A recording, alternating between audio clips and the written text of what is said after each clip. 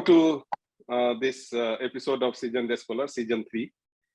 We have been following Professor Ray for from the first season, and somehow the time has come. And now today we have with us Professor Chittaranjan Ray, who is permanent director of the Nebraska Water Center. And he is also by training, he is a civil engineer, and he did his PhD from University of Illinois. And he has been a thorough profile where he has been chief environmental engineer at University of Hawaii before Nebraska, and he also worked after PhD at Illinois State Water Survey. He's someone who is really at the top of bridge of quantity and quality, which is very much important for water security. Because nowadays, just an expert of quality or just an expert of quantity perhaps will not work. And he has a lot of work in India also. And so welcome to this show, sir. It is very pleasure to have you. Thank you, Manish.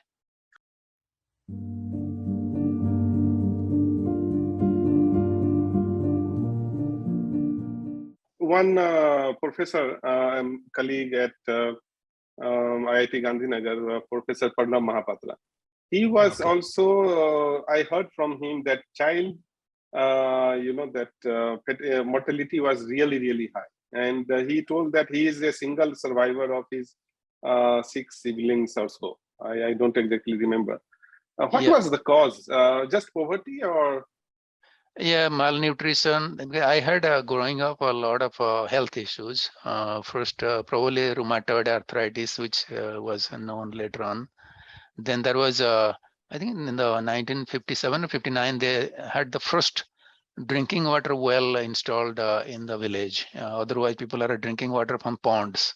There was a pond which nobody goes there for bathing and all that. So that they used to use for cooking and all that. Then all these giardia, malaria, other problems. So your village, even now, you are saying that 150 odd people is very less. I cannot imagine a village with 150 50 people, because it looks to be a mohalla, not a village. And your school was how far from your village? The village school was, like there are 3 small villages. Our was the smallest, and there are 2 others.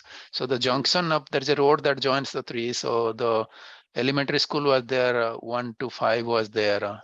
That was, class sizes were 20, 25 maybe that time for the 3 villages.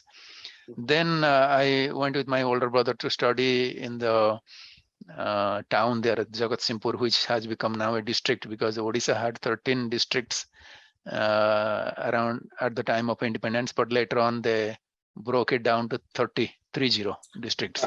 So our Cuttack district was the most populous, that broke into 4 districts. So we are the coastal part of Odisha. We are only 10 miles from the coast. So that became Jagatsinghpur district.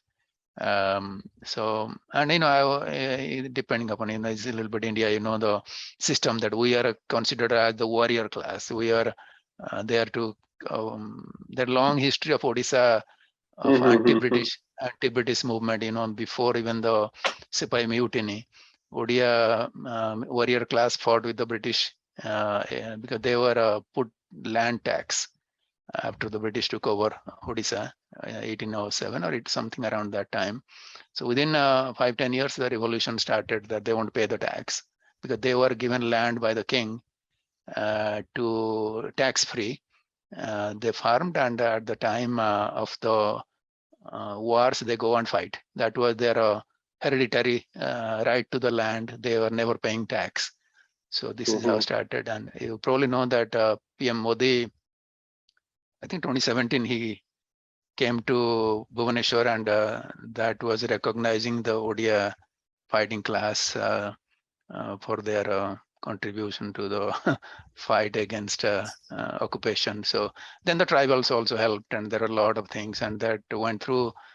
So a lot of non-cooperation. You see the south or north, both Chennai and Calcutta became the British administration's headquarters, and the local people collaborated in the sense that they had jobs. And so, So but the isn't it? ODIs, yeah, Isn't but it the ODIs, a late recognition?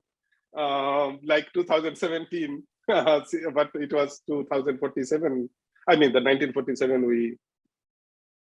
Yeah. Yeah, that was long, because that is long story that how these people lived, but they basically fought, but went to hide in the jungles or somewhere, living their families. But there was a long operation to somehow capture these, and they were hanged, some of them. And so finally it got resolved. But then what happened, that the way it happened, that to suppress a whole state is by financially draining it out. So that happened. They broke the state to two parts. First thing, they tried to kill the language so that this unity will break. So then the second was that auctioning the land of the people who did not want to or could not pay the tax to people. So people from out of state came and bought the jamindaris in Odisha. Jamindaris, those are the landlords.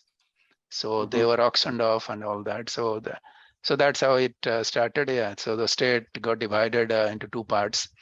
So there was a lot of, I would say, agitation and all that. Finally, and also some of the royal families, like the Gajapati king of Paralakemudi, that's southern border of Odisha. They were instrumental. Then the Madhusudan Rao, he was the lawyer, UK trained. So they went fighting, and in 1936, I know before Bengal, Odisha, Bihar, they were one province. Then Bengal became too big. Odisha, Bihar remained one. Then in 1936, so Odisha separated from Bengal, and then this was on the linguistic line. That's how it came. So those are kind of the long histories of things. Yeah, So but how much do you remember of those times? I mean, 1977. You are. It seems to me that you are post independent born, right? Yeah.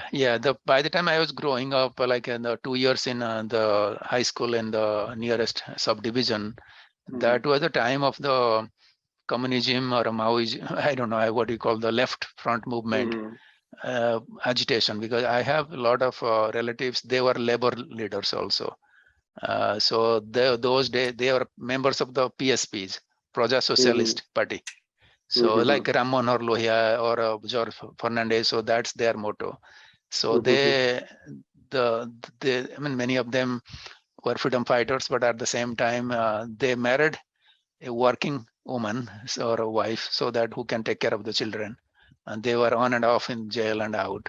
So those that was a little before independence, but after independence, of course, there are political issues. Some of them went out of Congress, and all those things were going on. But the instability in the colleges or high schools were going on that time when I was in high school. Even student movement was very strong, powerful.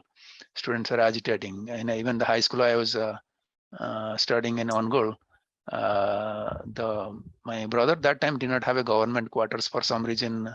He came late and it was not available. We are in a rental place, but pretty close to the government quarters. One night, a bomb blast in the principal's quarters, and the students did that. So those are like police firing. All those things are going on in the late 60s, early 70s. So that was the time. Then